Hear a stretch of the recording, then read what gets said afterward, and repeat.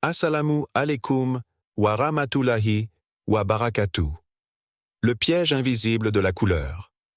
Il y a des vérités qui dérangent, des vérités qui ne sont pas enseignées à l'école, ni dans les livres de mode, ni sur les réseaux.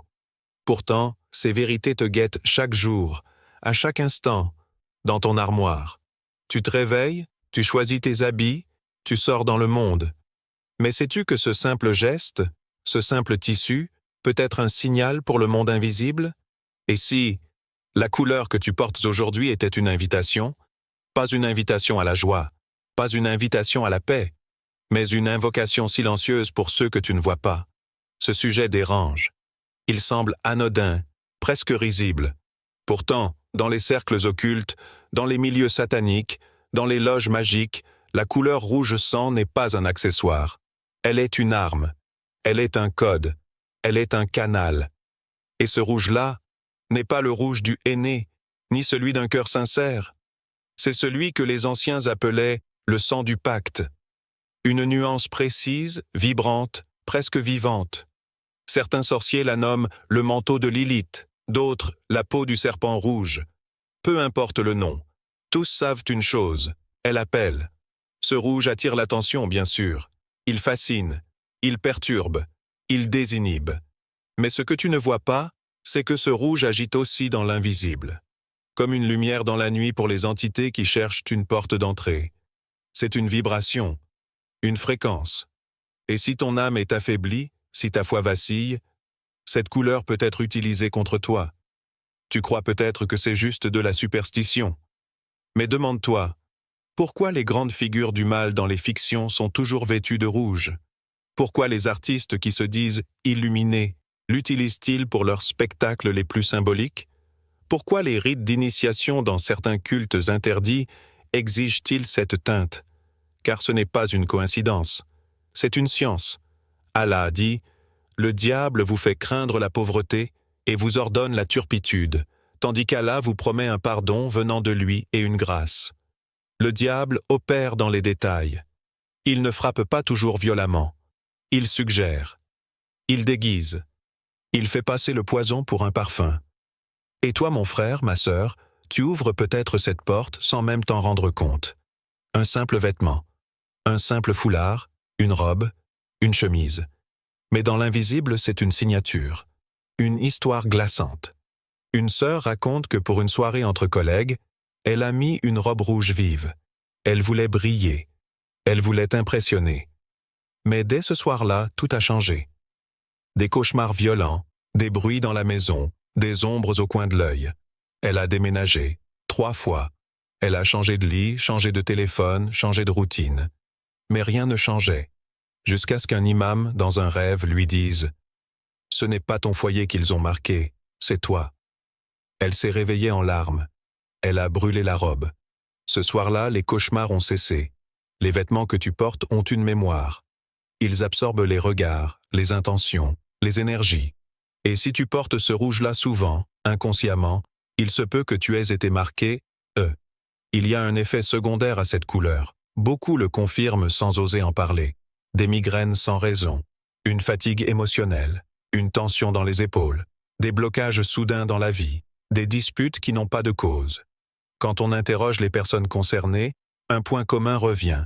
Elles portaient très souvent cette teinte-là. Est-ce que cela signifie que toute couleur rouge est interdite? Non. Mais il faut se poser une vraie question. Pourquoi portes-tu ce rouge? Et dans quelles circonstances? Si c'est pour séduire, pour dominer, pour attirer le regard des gens, alors sache que tu attires bien plus que leurs yeux. Sache que les sorcières, elles, ne l'utilisent jamais au hasard. Elles la mettent lors des nuits de pleine lune, lors des rituels de malédiction, lors des invocations de djinns. Et souvent, elles désignent la victime. Par la couleur, elle portera ce rouge. Il portera ce tissu. Et la cible est verrouillée. Si une femme jalouse ou un homme envieux décide de t'atteindre, et que tu portes cette couleur au même moment, tu rends leur travail beaucoup plus facile. Ce n'est pas de la peur que je cherche à t'inspirer, c'est de la lucidité. Et toi, mon frère, ma sœur, quel vêtement portes-tu sans te poser de questions? Est-il juste beau ou chargé de quelque chose que tu ne vois pas?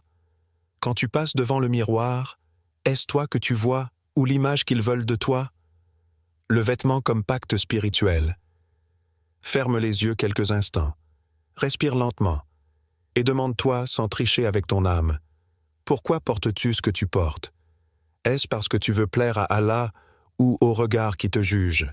Est-ce pour te sentir en paix ou pour avoir l'impression d'exister aux yeux des autres? Chaque vêtement que tu enfiles est un message silencieux. Un message que tu envoies au monde visible, mais aussi au monde invisible. Tu ne parles pas avec des mots, tu parles avec des couleurs, des coupes, des intentions. Et Allah voit l'intention, même lorsque toi, tu ne la vois pas. Il y a une chose que la majorité des gens n'ont jamais comprise. Le vêtement dans l'islam n'est pas seulement une protection du corps, c'est une frontière, un bouclier, un langage sacré. Allah ne dit pas dans le Coran « Cachez simplement vos corps ». Il dit « Ô enfants d'Adam, nous avons fait descendre sur vous un vêtement pour cacher votre nudité ainsi que des parures. Mais le vêtement de la piété, voilà ce qui est meilleur. » Observe bien ce verset. Le vêtement qui te couvre est une bénédiction, mais le vêtement qui reflète la piété, lui, est meilleur. Cela signifie qu'on peut être couvert, mais sans être préservé. On peut porter des habits chers, élégants, à la mode, mais être spirituellement nu, vulnérable, exposé aux attaques invisibles. Un vêtement devient un pacte spirituel à partir du moment où il reflète l'intention de ton cœur. Lorsque tu sors en robe ajustée, parfumée, rouge intense, maquillée comme une star, mais que tu prétends chercher la paix intérieure, qui essaies-tu vraiment de convaincre? Lorsque tu mets cette chemise coûteuse, ce pantalon moulant, ce look moderne pour aller à la mosquée, Allah voit ce qui est dans ton cœur. Et les djinns aussi, car eux ne regardent pas la beauté. Ils scrutent la faille. Un vêtement peut être un outil de soumission ou un acte de rébellion. Un simple t-shirt peut te relier aux pieux ou t'associer aux gens de la provocation. Une histoire réelle. Une jeune femme, influenceuse sur les réseaux sociaux, témoigne qu'un jour, après avoir posté une photo d'elle en robe rouge bordeaux très serrée, elle a reçu un message d'un groupe ésotérique. Ils l'ont flattée, ils l'ont valorisée. Puis ils lui ont envoyé un colis avec un collier rouge et une carte où il était écrit « Tu es déjà des nôtres. Il ne manque plus qu'un mot. » Elle a d'abord ri, puis les cauchemars ont commencé. Des rêves de feu, de chaînes, de cris. Elle se sentait observée, filmée, même seule. Ce n'est qu'après une ruqya puissante, un repentir sincère et une destruction symbolique du collier qu'elle a enfin retrouvé le sommeil. Elle dit aujourd'hui « Ce n'est pas eux qui m'ont trouvé, c'est moi qui me suis exposée, c'est moi qui leur ai ouvert la porte sans le savoir. Tu veux de la lumière, mon frère? Tu veux de la sérénité, ma sœur? Commence par fermer les fenêtres que toi-même tu as ouvertes. Le vêtement dans l'islam n'est pas une prison. C'est une armure douce. Il ne t'empêche pas d'être beau. Il t'empêche d'être abîmé. Tu ne t'habilles pas juste pour sortir. Tu t'habilles pour être reconnu, et, dans les cieux ou dans l'ombre. Et aujourd'hui, tu dois t'interroger sincèrement. Quand tu choisis un habit, penses-tu à comment il est perçu par les créatures invisibles? Quand tu achètes un vêtement, demandes-tu à Allah de te guider dans ton apparence? Pose-toi la vraie question maintenant, à l'intérieur. Est-ce qu'Allah serait satisfait de cette tenue si tu le rencontrais aujourd'hui? Pas demain, pas après l'Eid, pas après ton mariage. Aujourd'hui, on a été influencé par des standards qui viennent d'un monde déconnecté d'Allah. Les influenceurs, les stars, les célébrités ne sont pas nos modèles. Leurs vêtements sont des contrats, des signatures. Et chaque signature appelle des puissances. Ce que tu portes est un message. Et dans le monde spirituel, les messages sont interceptés par les anges ou les démons. Est-ce que tes vêtements te protègent ou t'exposent? Est-ce que ta pudeur t'élève ou ton apparence te déshonore sans que tu le saches? Ce n'est pas seulement une affaire de tissu, c'est une affaire de frontière entre deux mondes. Le rôle du regard des gens. Arrête de te mentir. Tu sais pourquoi tu mets cette couleur. Tu sais pourquoi tu l'as choisie précisément quand tu veux être vu, admiré, désiré. Tu ne choisis pas ce rouge-là par hasard. C'est un code que tu connais, même sans l'avoir appris. Tu dis, ce n'est qu'une couleur. Pourquoi exagérer? Mais pose-toi une seule question.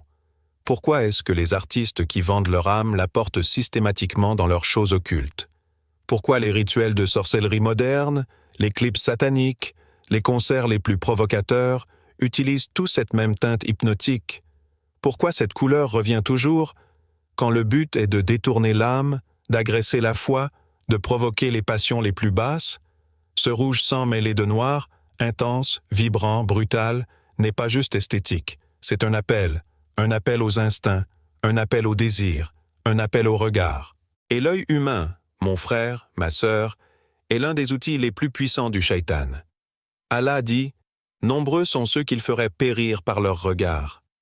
Ce n'est pas une métaphore. Le regard peut réellement détruire, spirituellement, mentalement, émotionnellement. Il peut casser un mariage, ruiner une amitié, déclencher des troubles, inviter un djinn. On a enseigné aux enfants à baisser le regard. Mais toi, tu fais tout pour le provoquer. Tu le cherches, tu le provoques, tu le cultives. Et après, tu te plains d'être nerveux, de ne pas trouver la paix, d'attirer les mauvaises personnes. Écoute cette histoire. Un homme dans la trentaine portait toujours une veste rouge flamboyante. À la mosquée, au marché, même aux funérailles. Il disait avec fierté « J'aime qu'on me regarde. J'ai toujours cette sensation d'exister. » Mais il ne savait pas que ce regard-là le brûlait. Lentement, en silence. 3 divorces en 4 ans. Insomnie persistante. Oppression thoracique sans diagnostic médical. Perte d'appétit spirituel, absence de concentration dans la prière. C'est un imam qui, un jour, lui a lancé sans détour. Ce que tu portes t'alourdit. Le regard que tu attires n'est pas une bénédiction, c'est une malédiction. Il a cessé de porter cette veste. Il l'a brûlée. Et c'est ce jour-là qu'il a fait une nuit complète sans sursaut depuis des années. Tu veux être aimé, respecté, séduit? Mais à quel prix? Et par qui? Tu attires des yeux... Mais quels yeux? Ceux des gens faibles, des envieux, des possédés, des manipulateurs? Ou pire encore, des entités invisibles qui rôdent et se nourrissent du regard porté sur toi? Le regard ouvre, le regard lit, le regard transmet. Les savants de l'islam disent « Le regard qui n'est pas contenu devient une flèche empoisonnée ». Et s'il est dangereux de regarder, imagine maintenant ce que cela signifie d'être celui ou celle qui est regardé avec intention.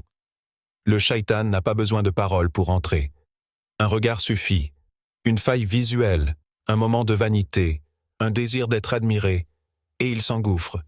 Et toi, combien de fois t'es-tu exposé, à ces regards sans le savoir? Quand tu portes cette couleur en public, dans une foule, sur ton profil, sur scène, au travail, tu deviens un point lumineux dans les ténèbres. Mais pas une lumière divine, une lumière que les prédateurs spirituels voient de loin, et qui leur dit « Je suis là, regarde-moi, prends ce que tu veux. » Ce n'est pas toi qui attire, c'est ton vêtement, c'est l'intention que tu y as mis, et c'est ce que certains attendent, un signal, un symbole, une faiblesse, un manque. Pose-toi sérieusement la question.